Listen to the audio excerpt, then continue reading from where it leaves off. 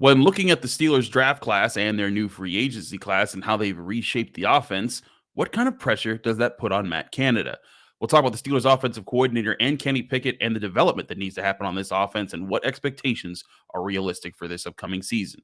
All that and more here on the Locked On Steelers podcast. I'm your host, Chris Carter, joined today by Jeff Hathhorn of 93.7 The Fan. It's going to be a fun episode. Let's get into it.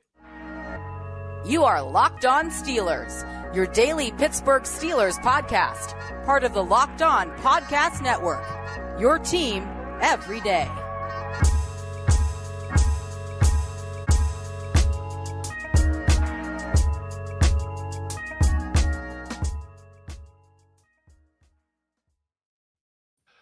Hello and welcome to the Locked On Steelers podcast. I'm your host, Chris Carter, bringing you your daily dose of all things on the Pittsburgh Steelers. As always, you can find the show on your favorite podcasting app and especially on YouTube. Like this video if you enjoyed. Subscribe to this channel to get all of our daily Monday through Friday episodes as well as our bonus content. We thank you for making the Locked On Steelers podcast your first listen every day because we're your team every day. And today's episode is brought to you by FanDuel Sportsbook, the official sportsbook of the NFL. Make every moment more by visiting FanDuel.com/LockedOn today to get started. As I said before, we're joined by Jeff Hathhorn, returning to the show from 93.7 The Fan. Jeff, we're both kind of in that stage where we're happy that the draft's over so that we can finally stop just talking about 300 different players that we just looked up over the past few months.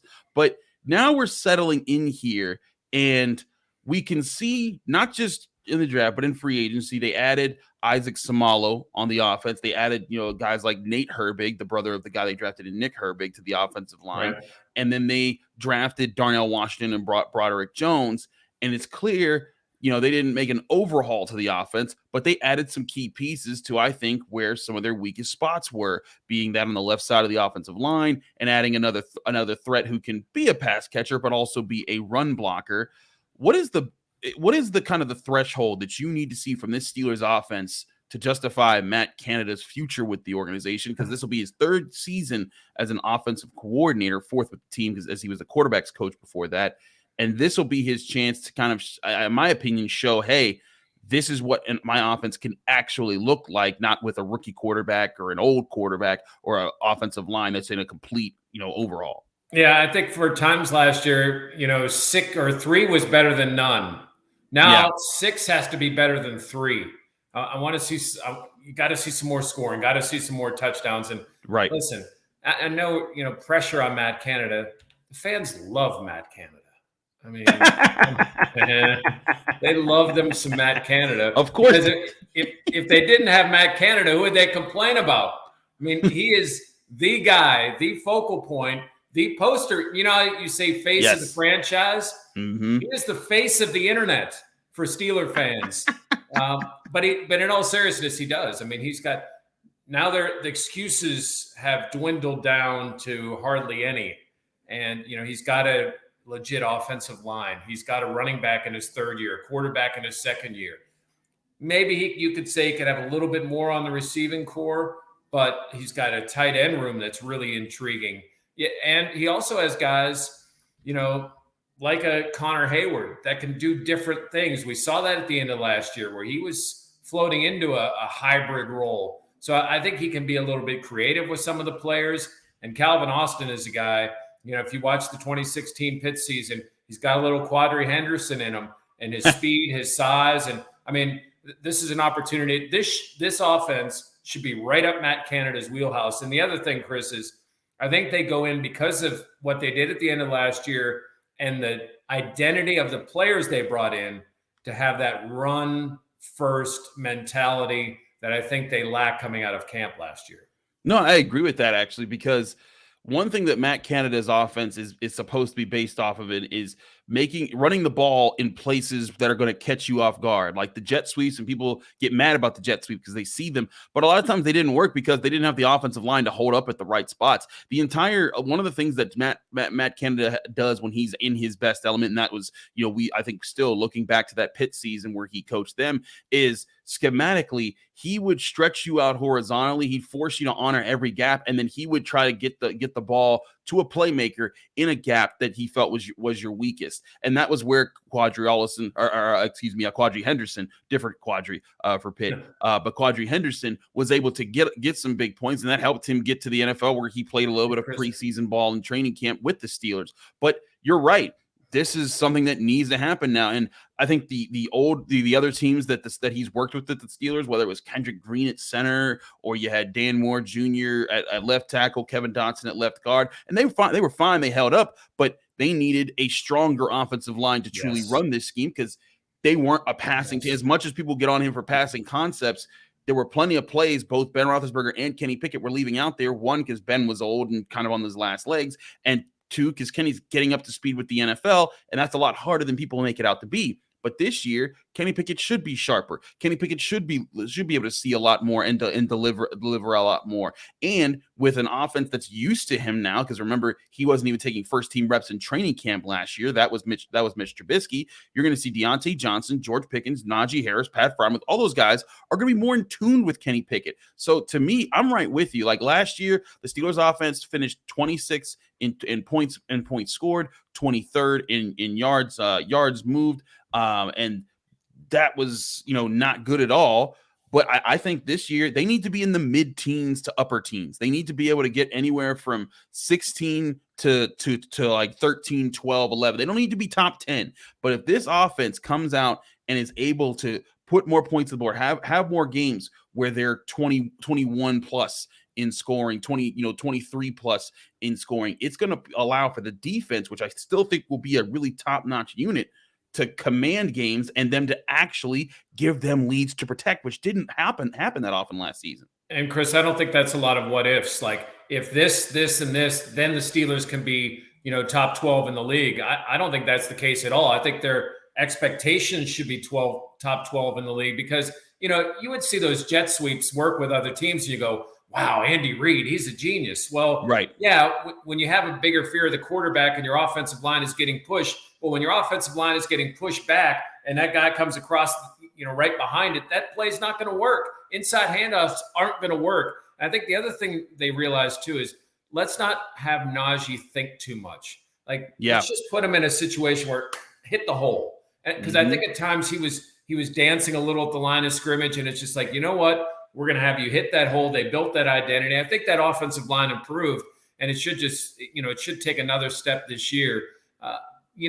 It's hard to be fair to Matt Canada because we all see things that we don't like. Right. But to truly give him a chance, this is his best opportunity. And I can see why the team decided, all right, if it doesn't work this year, he's out. And you might say, well, you're setting back another year, but if you truly believe you brought him in because he can do these things, well, now he's got the players where he should be able to do some things with. Let's see that growth.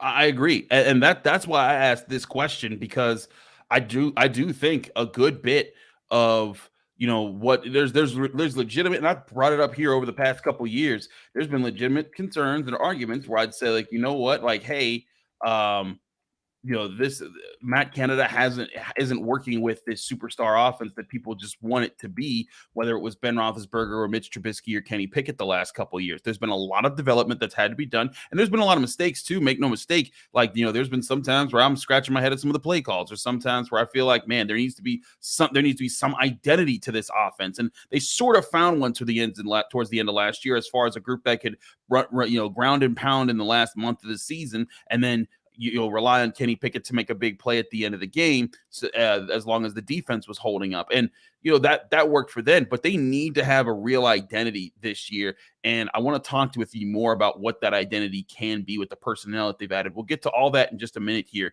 on the Locked On Steelers podcast. But first, before we do that, I want to talk to you guys about our great sponsors at FanDuel. With the NBA playoffs on fire right now, there's no better place to get in on the action than FanDuel, America's #1 sportsbook. That's because right now FanDuel is giving new customers a no-sweat first bet up to $1,000. That's right, up to $1,000 back in bonus bets if your first bet doesn't win. Just go to FanDuel.com/lockedon to sign up today and claim your no sweat first bet on and bet on anything from how many 3-pointers Steph Curry is going to make, how many points LeBron James or Jimmy Butler are going to score. There's so many different ways to play, and you can do it on an app that's safe, secure, and super easy to use. Don't miss out on your shot at a no sweat first bet up to $1,000 when you join FanDuel today. Again, go to FanDuel.com/lockedon to sign up. Make every moment more with FanDuel, America's #1 sportsbook.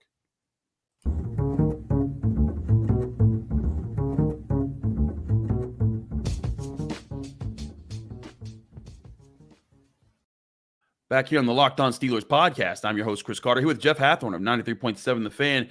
Jeff, we talked a bit about Matt Canada, but we also need to talk about Kenny Pickett because he's not, he's not excluded from, needing to see success there. And the Steelers, they need to see their quarterback take steps forward. Last year, he finished 7-5 as a starter, 7 touchdowns, 9 interceptions, not to just point those numbers out and say, oh, that was just what he was. He was a rookie that was obviously going through things. He collected, passer rating on the year was a 76.7, didn't have too many games where he was throwing for over 200 yards, and in ways that were helping the team.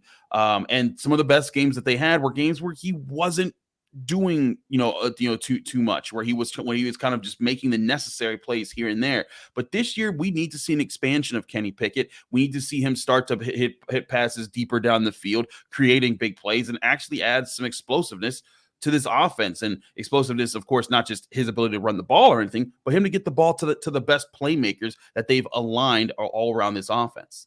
It's interesting. I was thinking while you were reading your FanDuel ad about Steph, and it said, imagine if a coach said, like, hey, don't make any mistakes, Steph. Right. That's all I want from you today. Just don't make a mistake. Like, you have a different mindset. Even if you're an all-time great, you're thinking, wait, what? I go and make plays.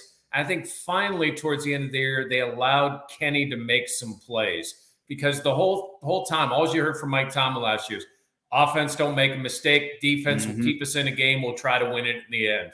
And I think we started to see some more maturity, and I would hope that it would be a less let's not fail as opposed to let's go win it. They've added all these aggressive guys. Let's get Kenny more aggressive. Let him make some plays down the field. That first half that he played when he came into the Jets game, he threw 3 picks. He was probably over aggressive, which probably pulled the reins back from Mike Tomlin even more. Let him play. He's a smart guy. We saw him as he settled into that Pitts system that he made good decisions. He didn't throw a lot of careless balls. Take some chances. If you want to see results, you got to take chances. And when Kenny gets that opportunity, he's got to make smart decisions. He's got to make mistakes, but he's got to make good decisions. And he's working, I know, in Florida with some of these receivers. Hopefully, George Pickens takes a step. Allen Robinson's intriguing to me. Yeah. He's guys got experience. And, we saw it, Chris, last year. Anthony Miller was having a really good camp before he got hurt. And these are 2 guys in Robinson and Miller that, with the Bears had 1,000-yard seasons. So it's not devoid of talent, but there's some work that has to be done. And, yeah, I'll put that on Kenny. Matt Canada has a lot of it, but Kenny's got to be able to make those throws and be comfortable with those guys. I also think part of it with some of the plays that they were allowed to make or, limiting what they could do also pertain to the offensive line and the lack of protection that they had at some time. I mean, Kenny Pickett went out with 2 head injuries, one that was officially a concussion, one that was thought to be a concussion that we weren't sure, then he was back. So it was like, whatever. But still, you can't afford to him take those kind of injuries too many more times, especially early in his career. Otherwise, his career is going to be over. So you need to protect him. And I think that their investment into the offensive line, but backup guys in the interior, what you hope is a new starter in Broderick Jones at left tackle, a hope is a new starter in Isaac Samalo. And now you could be in a position where your offensive line can protect and give Kenny Pickett, 6-7 seconds in the pocket to make a decision and use his eyes and work the field, because he didn't have that all the time last year. In fact, he had to create a few plays quite a few times. And I love the fact that you talk about those guys, and I'm sure that that's going to be the left side of the line. But you know what? If Mason Cole or James Daniels isn't performing up to the way they should be. Probably less with Daniels, more with Cole, although he's developed a relationship with Pickett. You got to know that Dotson's hungry. Yeah. You got to know that Herbig wants to play, and we've seen that attitude from him. And then there's going to be a battle on that right side. And if Chooks wins it, Dan Moore's not going to give up. So if Chooks isn't playing well, like, they have options now on that line. It's not throwing a guy in Kendrick Green who should never have been your starting center because you didn't have other options. You have options on that O-line, and that should make this team so much better. You're right. Competition makes for better players, because when guys know that my job's on the line every week because this guy's pushing me, it puts pressure on them to be better, and they can either rise to that challenge or fall to the wayside and someone else steps up there. And I think that's something that Mike Tomlin has talked about, is having that kind of competition there. But Kenny Pickett, also, on top of being able to make plays, he also needs to be the leader. We've seen him take on some leadership roles this offseason and leading the workouts and getting things done. And we saw him on, the pivot last week, talking about how he wants to be different this year and how he wants to keep building, on top of the work that he's been putting together. But now, on top of that, he has to set the tone, I think, for this offense. And that's not something that's just easy to do. Like, I don't think people understand that, like, the Steelers next year, or this upcoming season, there's going to be people looking for a face that defines this team. Now, TJ Watt, Minka Fitzpatrick, Cam Hayward, they define the defense, and Kenny Pickett is kind of known to be the future, but he needs to put some play behind it and to kind of be the guy that captures the the chutzpah of the other guys in the locker room that says, hey, we get behind our quarterback when he goes to battle, the same way he did at Pitt. And to me, that was one of the biggest factors that made him worthy of a first-round pick, was he knew how to lead on and off the field. I think, we discussed this last year, and I think this even more, and I said it last year. I think Mike Tomlin did Pickett a solid by the way he handled him. He started third team, worked his way into second team by what he did in training camp, and then eventually became the starter. Nothing was handed to him. The players got to see him practice, like, oh, this kid's pretty good, or, oh, this kid's leading, and how Kenny then handled it. He didn't pout. He didn't whine. He just kept working, and his opportunity came. His opportunity didn't come because, oh, he's a first-round pick, and they just told him it's his offense. No, the players saw how he had to work his way. He was given nothing. I think that is such a huge thing in developing a leader. And, there are times, listen, we all criticize Mike Tomlin, sometimes wisely so, but I think most times he steps in a room, at least especially one that I'm in, he's the smartest guy in the room. Like, he knows what the hell he's doing. Yes. And he was setting Pickett up to gain that leadership, to gain that trust of his guys by putting him third string. It would have been easy to kowtow to all the people outside of, like, oh, he's the hometown kid, and bring him in and make him start. No, he did him a solid for how he was respected in that room. And I think those players get in line behind him. I think so too. I think the other thing that we look at it is, spreading the ball around and knowing who to hit and where. One thing that I said this a bunch, the best thing that he did at Pitt on top of his leadership was knowing where to go with the football. There were so many times in Mark Whipple's offense that, a play would snap and he would know where he was going. He'd read the field, and, he would also know how defenses were trying to counter him. He would say the safeties were trying to do this to take this away. So I went here.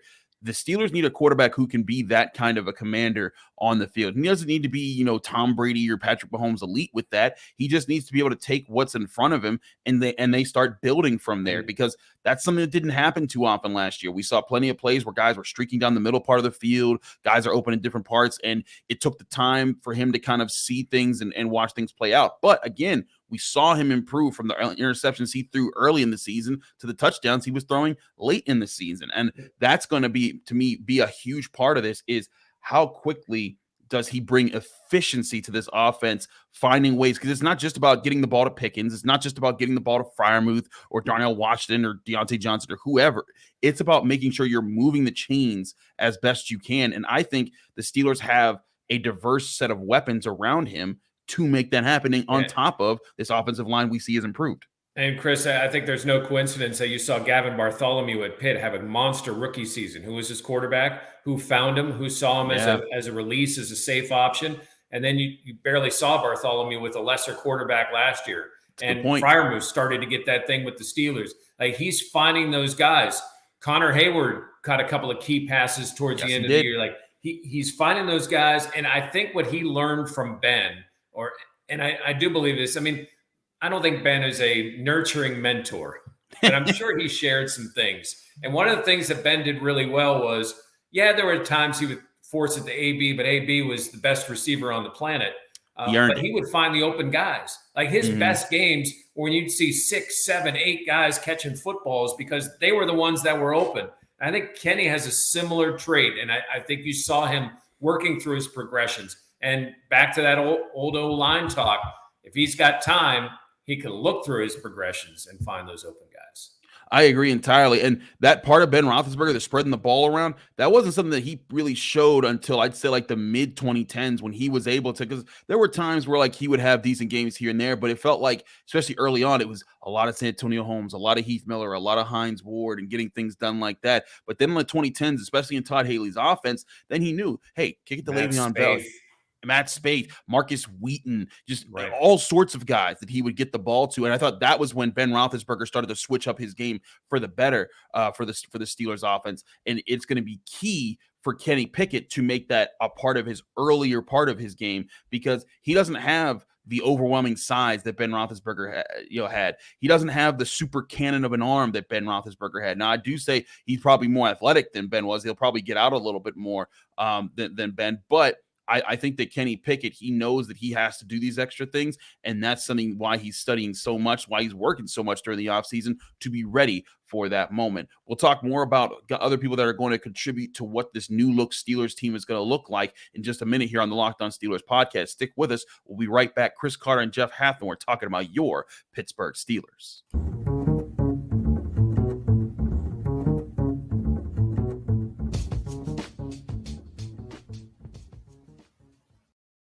Back here on the Locked On Steelers podcast, I'm your host, Chris Carter, here with Jeff Hathhorn from 93.7 The Fan. Jeff, got a question for you here. Who do you think are the biggest contributors that we see that are going to be new to the Steelers offense this year? We'll get to defense in a little bit, but specifically the Steelers offense, of new guys added to the roster, who are going to be the biggest difference makers that we feel this year? Is it going to be Broderick Jones? Is that simple of an answer? Or is it Isaac Seumalo? Or is Darnell Washington a bigger piece than people have made him out to be as a third-round pick? Yeah, I think that whole left side of the offensive line is different. And so you're going to see all different kinds of snaps, because you're going to see Seumalo and Broderick Jones on that left side. So those are guys that you hope are going to be playing down in, down out. Allen Robinson is a guy I mentioned earlier. He's intriguing to this group. He's looking to kind of show like, hey, man, I can still play this game. And I love guys that have that type of incentive, kind of like prove it type mentality. And I think Robinson comes in with that. Washington's really intriguing. Same. Chris, I know you looked at tape. I've looked at tape of him. He's a pretty good pass catcher. He had 50 targets, caught 45 of the 50 passes thrown his way, and you watch him work the middle of the field. Like, he's not lumbering. He almost reminds me of Eric Green, but bigger. You remember Eric Green from the 80s and 90s? Like, he would get down that field, and Cope would call him the big bird going down the middle of the field. Listen. This guy's got some hands. He's got some athletic ability. He loves to block. And you know what? If he's able to do some things as your sixth tackle and be a receiving threat, well, you could push Freiermuth out. If you're not getting consistency you like from that wide receiver group, you could push him out a little bit, and you could have some fun with this offense. No, I agree. You could have a lot of fun with this offense. And that's also why I was asking, because with Darnell Washington being there, especially if he's able to take the spot off of Zach Gentry, because I think just like Kenny Pickett and just like Najee Harris was, before he took over the starting spot, these guys are going to come into training camp and they're not going to be the starters right away. They're going to be, people are going to see on like the first time that they line up and, no pads and running 11 on 11s, just kind of like doing walkthroughs and things. And when Broderick Jones isn't the guy with the ones, everyone's going to be, oh my God, why isn't Broderick Jones starting right now? This is a bust of a draft pick. I said this with Alan Saunders. I said it again, it's coming. That's going to happen. But then eventually he will take the left tackle spot. And I think the same thing will go for Darnell Washington with Zach Gentry, and maybe even a little bit more if it takes Darnell Washington some time to learn all the things that they're asking for him. But to your point, when talking about when talking about Darnell Washington, this is a guy who only had 2 drops last year. This is the guy who was able to catch. You talk about 43 targets and him catching a lot of them. Getting 2 touchdowns. He's able to make guys miss. He hurdles defenders. He runs through defenders.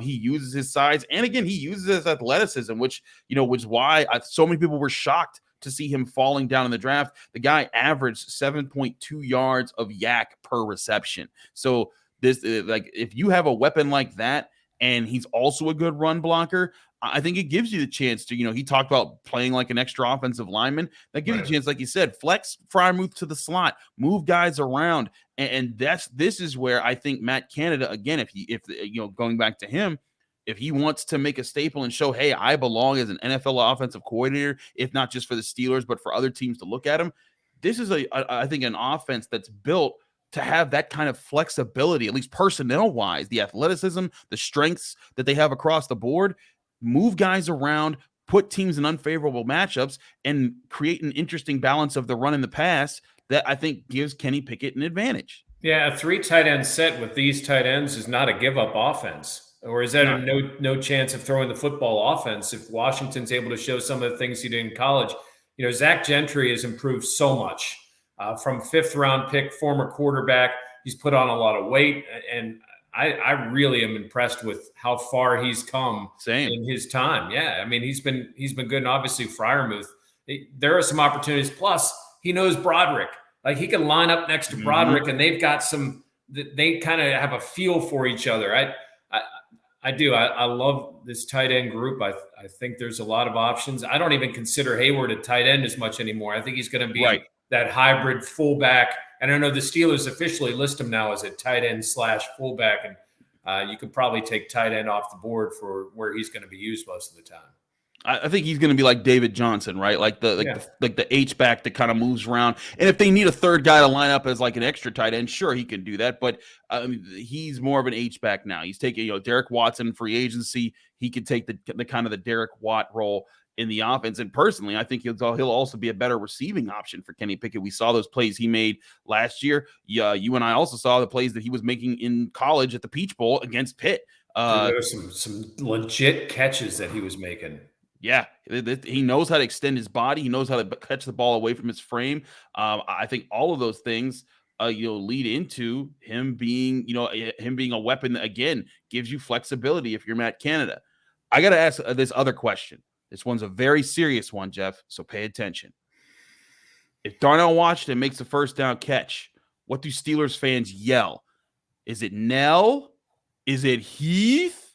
Or the big one that I got, because they could just yell Heath. I feel like they did that for Jesse James and Muth because they were white guys, and it was like, well, he's just a white guy tight end. I don't know if that'll handle for Darnell Washington. He's also 6'7". He's a monster. But the best one that I got I put a poll on my Twitter account at Carter Critiques. Most people joked around and picked Heath, but I gave the people the option to list their own. The best one I got from a lot of people was Worsh. Oh, that's exactly what I was going to say. Worsh.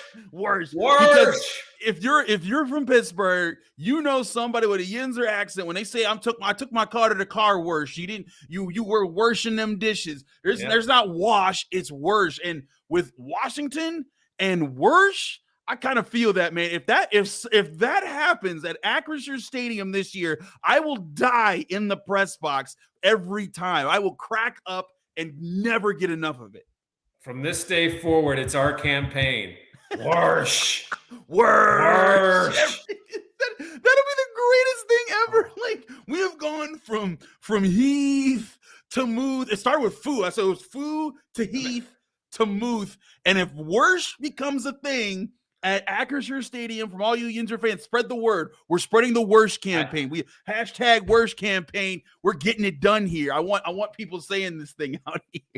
I want the first time he's out in the public and somebody says, "Hey, Darnell, you've been to Mount Washington." And he has no idea what the connection is because he thinks it's spelled differently than what his last name is. You know he's going to be confused. He's going to be like, "What are you talking about? What's a Washington?" That is also one of the funniest things when new players come to the locker room and the older players start teaching them about Yinzerism or Yinzism, and it's going to be like, "What? How is that what do they mean?" I know Cam Hayward's going to get somebody with that this year. It's going to be great. That and the fact that like they're on a road and their GPS signal dies and they're completely screwed. I mean, because that's one of the things I love talking to rookies about is like the traffic trying to find the Steeler facility, especially if they decide to live out in the burbs, which most of them have realized just live in the Strip District. Like just make it easy on yourself. Or live on the South Side. Just be close to the environment so you don't have to get lost.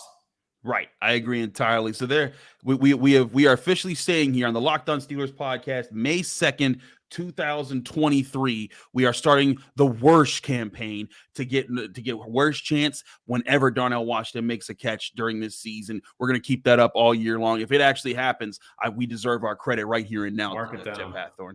Absolutely. Jeff, thank you so much for joining us here on the Locked On Steelers podcast. We appreciate your time. Let people can find you, follow you, and get more of your work. Yeah, you can follow me on Twitter at jhathhorn, Hathhorn. I know it's an odd spelling. You can also find me at 937thefan.com, covering a little bit of everything, but mainly your Pittsburgh Steelers. Absolutely. Jeff is the man. He is everywhere in Pittsburgh. If you don't know him, you better get a life and get to knowing him. Thanks so much, Jeff, for joining us here on the Locked On Steelers podcast. I'm your host, Chris Carter. Follow me on Twitter and Instagram at Carter Critiques. You can also read my work at the Pittsburgh Post-Gazette, where I cover all things Pitt athletics, post-gazette.com for that. And you can find me here on the Locked On Steelers podcast Monday through Friday, as well as our bonus content on your favorite podcasting app and especially on YouTube. Tomorrow, got a special episode. We're going to talk a lot more defense. We've talked a lot of offense today. And we brought in Arthur Moats. Don't cross the Moats. He's going to be a guest tomorrow. So stay tuned for the Wednesday edition of the Locked On Steelers podcast, where we talk a lot of defense, asking them questions about Joey Porter Jr., Nick Herbig, Keanu Benton, and what the Steelers still need to do to make this defense an elite unit again. All that and more tomorrow on the Locked On Steelers podcast. Until then, I'm Chris Carter. We'll see you right back here on the same channel.